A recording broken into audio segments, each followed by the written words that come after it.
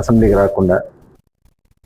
పెద్దపల్లి జిల్లా మంతని అభివృద్ధి సింగరేణి బలోపేతమే లక్ష్యంగా తాడిచెర్ల బ్లాక్ 2ను సింగరేణికి కేటాయించేందుకు ఎంపీ గడ్డం వంశీకృష్ణ చేసిన ప్రయత్నాలు ఫలించాయి.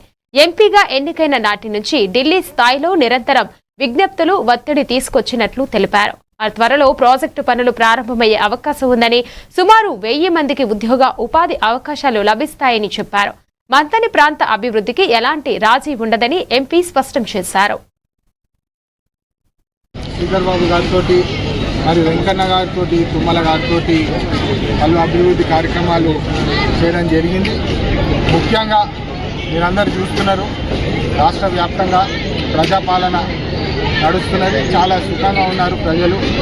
అన్ని గ్యారంటీలు ఏదైతే క్యాంపెయినింగ్ అప్పుడు చెప్పినామో దాని ప్రకారం మేము పనిచేస్తున్నాము.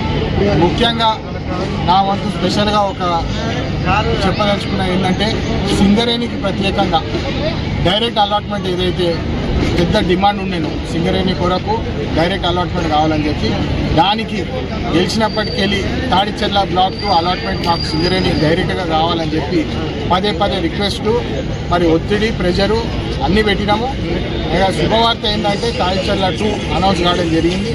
త్వరలోనే 6 నెలల లోపల, సంవత్సరం లోపల అది కూడా ప్రారంభం అవుతుంది. దాదాపు 1000 మందికి ఆ ప్రాజెక్ట్ నుండి ఉద్యోగాలు కూడా వస్తాయని చెప్పి సందర్భంగా తెలియజేస్తున్నాము.